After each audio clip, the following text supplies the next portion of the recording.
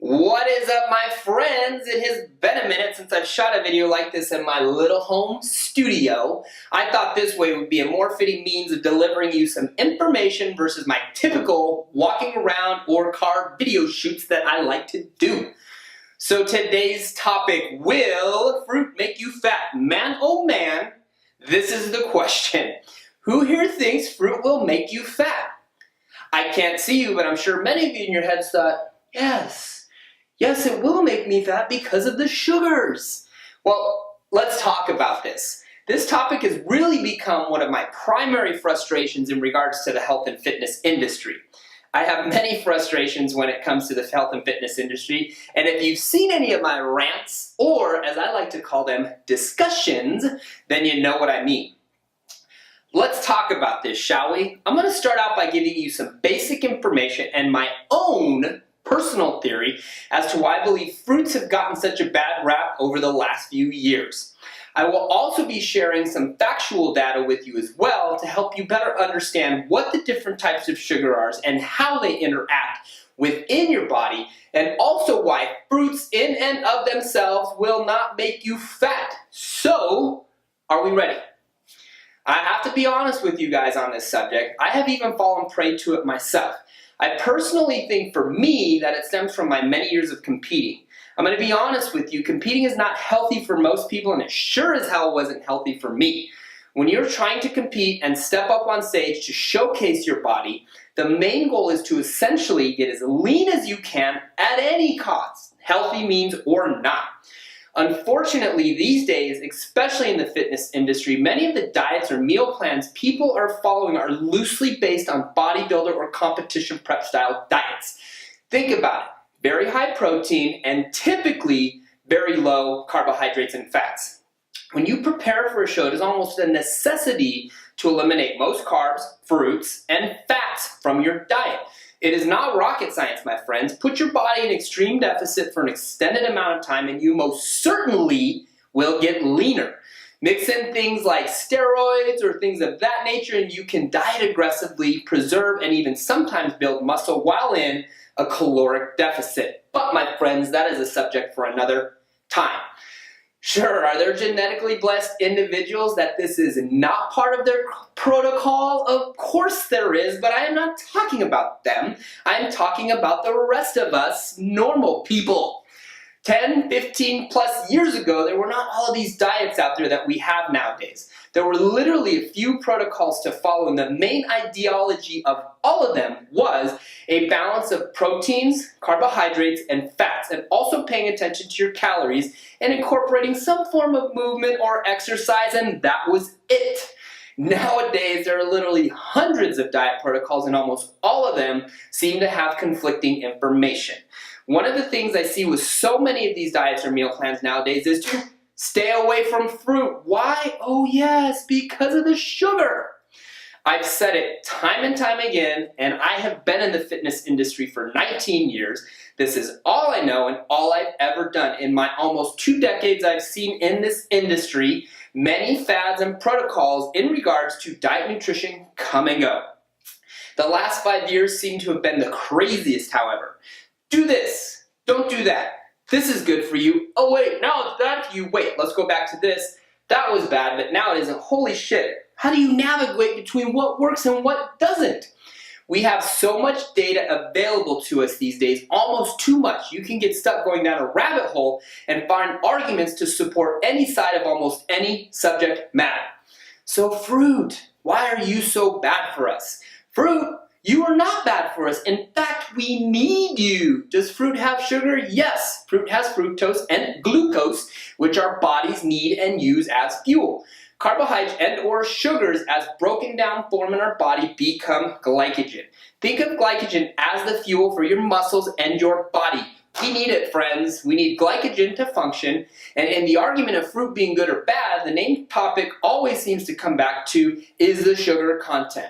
We tend to forget that fruit also provides us a ton of nutrients, vitamins, antioxidants, and fibers. Well, what are the differences in sugars? Fruits are mainly comprised of fructose and glucose, as I stated before. The only place you will find predominantly fructose or glucose will be from naturally occurring sources such as fruit. When we consume fruit as a whole, we are also taking in many of the items I spoke about previously, the most important being fiber. Fruit fiber or pectin slows down the processing and absorption of glycogen or sugar in our bloodstream. The body can only process so much sugar in the bloodstream at any given time. That, in fact, is where the true problem lies, my friends. The human body can only break down so much sugar or glycogen at a given time. The fact that whole fruit sugars break down much slower is the exact reason fruit in and of itself will not make you fat. Also, in talking about all this, I'm not talking about juicing fruits either, by the way. Again, a topic for another day. For this video, I'm exclusively talking about eating whole fruits. Again, I am trying to keep this as simple as I can without going too deep into the biology of how this all works at the cellular level within our bodies.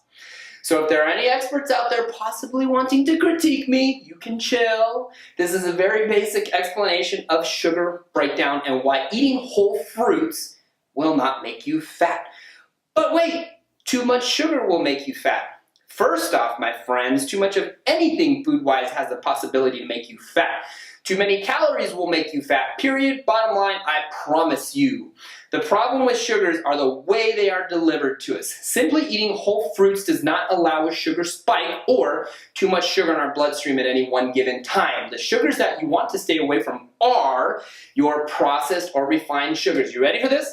Also known as agave nectar, brown sugar, cane crystals, cane sugar, table sugar, corn sweetener, corn syrup, crystalline fructose, and dextrose, right?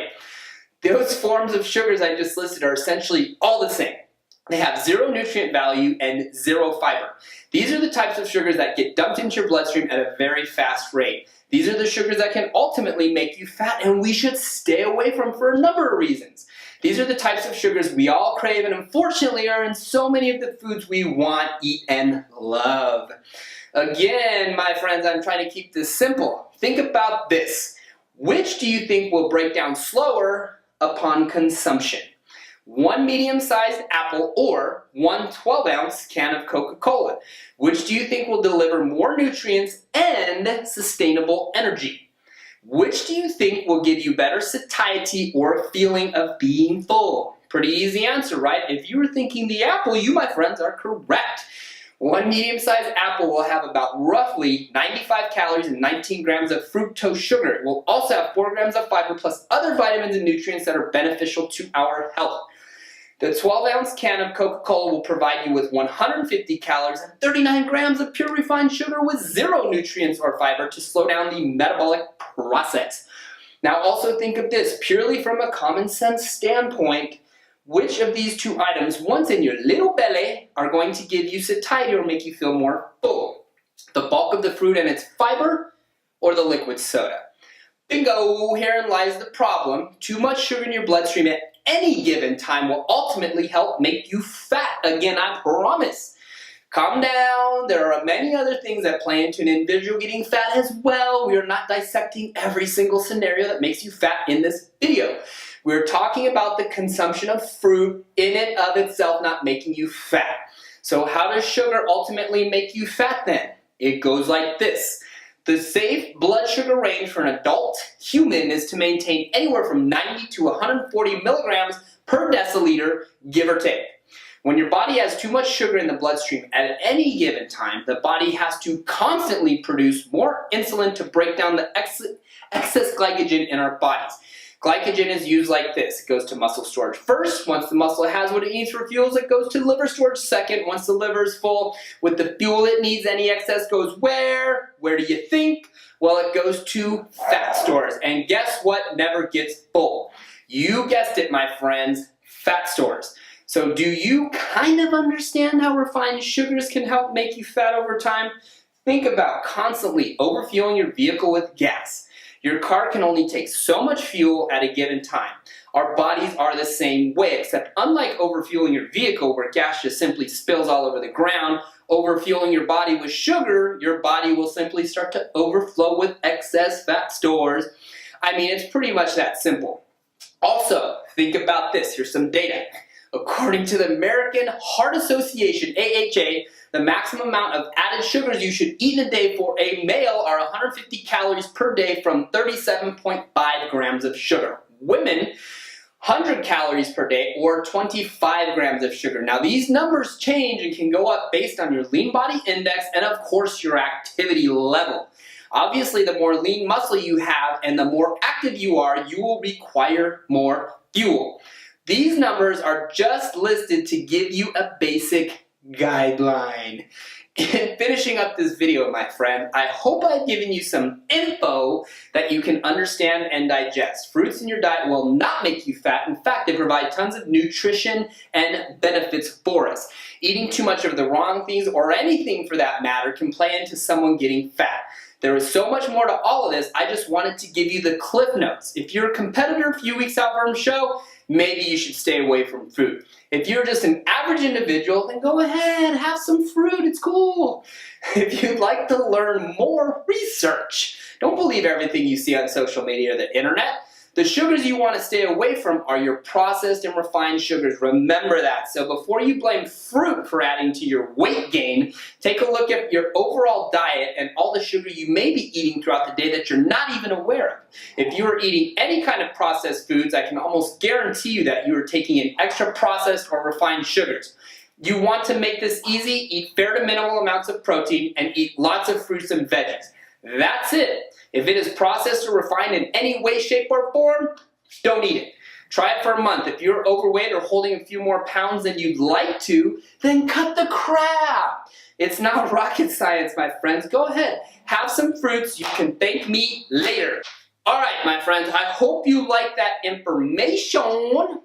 So, if you made it through the whole video, kudos and congratulations to you. I am launching a free, yeah, I said free, and did that sound a little bit salesy? I am launching a free 7-day challenge. This 7-day challenge, it's not a challenge in the sense of other challenges. We're not going to do a whole lot in 7 days. What it is it's a mindset fitness challenge. The thing that's going to allow you to be successful on a health and fitness journey is your mindset, how you look at things and how you view things. Also, having a basic understanding of nutrition, like I just talked about, exercise, and everything that goes along with it. I have not, because I'm just launching it, but it is a free 7-day challenge. So, if you would like to be a part of this 7-day challenge, which I'm doing for free, you're going to get a lot of great content, value, and information. Message me and say, I would like to apply for the 7-day challenge. I will send you a link. We will get you set up. It will be awesome. Lots of great, free, valuable content. I've never done that in my 19 years of my career, not because I'm not a nice dude, because I value, or I provide a lot of value with what I do. However, I want to give a little bit back. Again, it's only 7 days. We're not going to destroy it in 7 days. What we can do is we can set a foundational mindset element. So if you're interested, message me, DM me, smoke signal me, Snapchat me, Twitter me, Instagram DM me, text message me, Voxer me, WhatsApp me. Kidding. Send me a message and say, I would like to apply for the 7-day challenge. If you made it to here, 7-day challenge, y'all. Anyways, thank you, friends. Hopefully, much appreciation to the 3 of you that made it through to the end of this video. Thank you. We'll talk to you later.